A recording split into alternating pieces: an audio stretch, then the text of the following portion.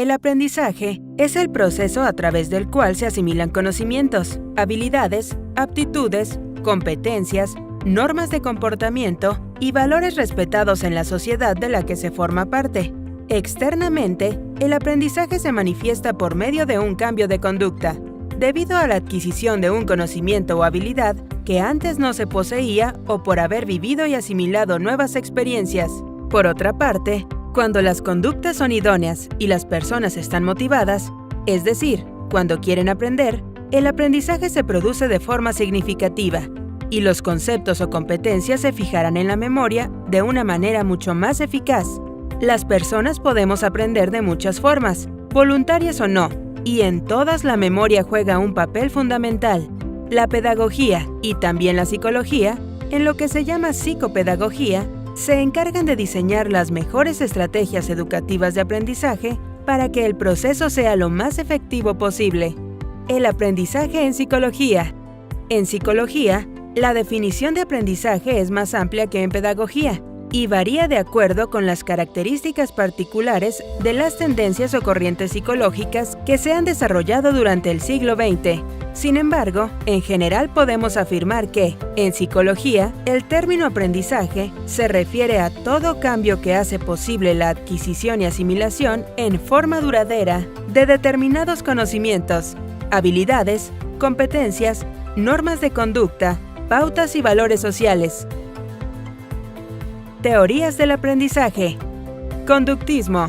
Esta corriente afirma que la psicología debe enfocarse solo en el estudio de los fenómenos observables y medibles en el individuo, es decir, en la conducta expresada a través del movimiento del cuerpo y el lenguaje.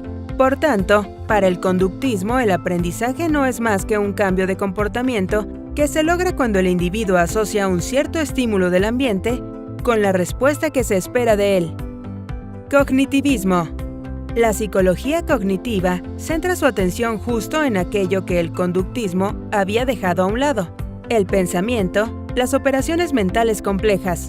Para el cognitivismo, el ser humano es como una computadora que recoge, ordena, interpreta y almacena información. Por lo tanto, según esta teoría, el aprendizaje consiste en un conjunto de operaciones cognitivas, como el análisis, la síntesis, la interpretación o la inferencia, mediante las cuales el individuo adquiere conocimientos, capta su sentido o significado y los almacena duraderamente en su memoria. Constructivismo.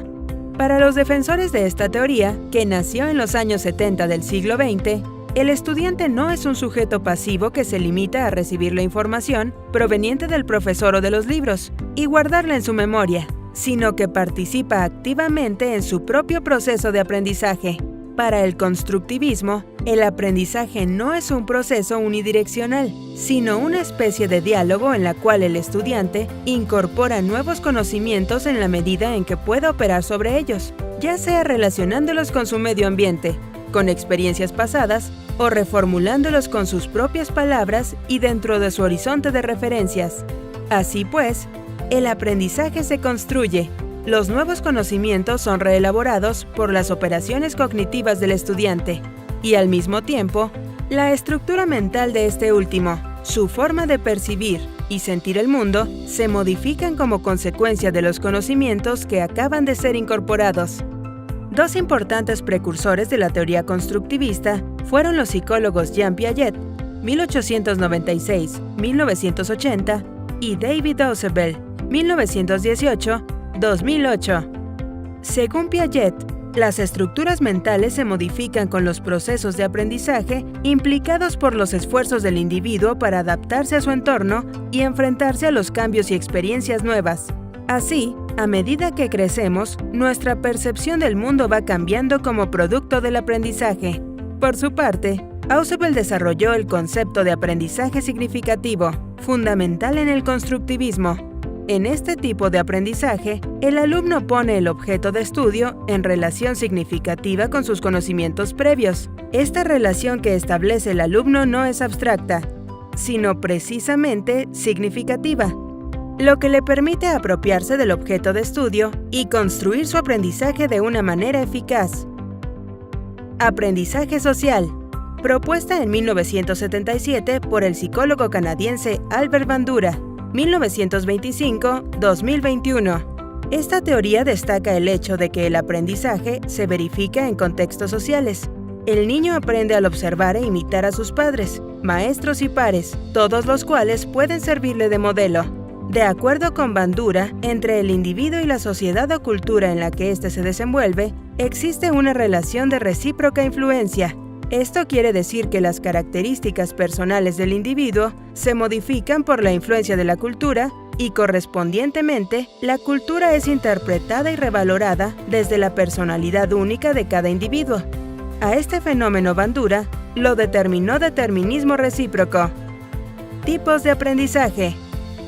Aprendizaje significativo.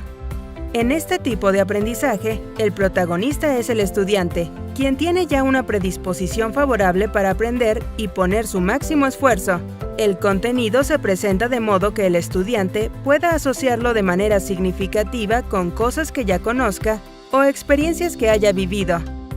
De esta forma, el alumno no es un sujeto pasivo que recibe conocimientos de una fuente externa, profesor, libros, sino que construye su propio aprendizaje al poder transitar sus propios caminos cognitivos hasta apropiarse de los nuevos contenidos. Por ejemplo, tomar elementos del entorno cotidiano hará que asimilen mejor los conocimientos ofrecidos. Aprendizaje cooperativo. En este método, los estudiantes se organizan en pequeños grupos donde cada integrante contribuye a la realización de la tarea asignada, empleando sus habilidades y con interacción cara a cara. Son los mismos estudiantes quienes, bajo la guía del docente, evalúan regularmente el proceso del grupo. Aprendizaje por descubrimiento. El profesor presenta a los alumnos un determinado problema y pone a su disposición los recursos de investigación y de experimentación que necesitan para resolverlo. Este tipo de aprendizaje puede llevarse a cabo con los alumnos organizados en grupos o de manera individual. En el intento por dar solución al problema planteado, los alumnos emprenden una búsqueda activa que les permite descubrir por sí mismos la respuesta y así aprender. Un ejemplo podría ser que él o los estudiantes quieren aprender sobre los árboles y en lugar de acudir a los libros o a Internet, acuden directamente a la fuente primaria, a los árboles, y comienzan a estudiarlos. Poco a poco irán descubriendo cómo se alimenta, el proceso de fotosíntesis, su sistema de raíces, etc. Aprendizaje asociativo. Consiste en obtener conocimientos nuevos y relevantes por medio del establecimiento de vínculos entre elementos. La naturaleza de estos elementos varía de acuerdo a la teoría psicológica según la cual se está aplicando el aprendizaje asociativo. Los elementos asociados pueden ser estímulos y respuestas, representaciones mentales de eventos o elementos en las redes neutrales. Aprendizaje por ensayo y error. Esta es la forma en que todos aprendemos desde la infancia hasta los años de senilidad. Consiste en ensayar diversas respuestas o estrategias de solución de un problema y descartar las que resultan inválidas. Se hacen tantos ensayos como sean necesarios para dar con la respuesta o la manera correcta.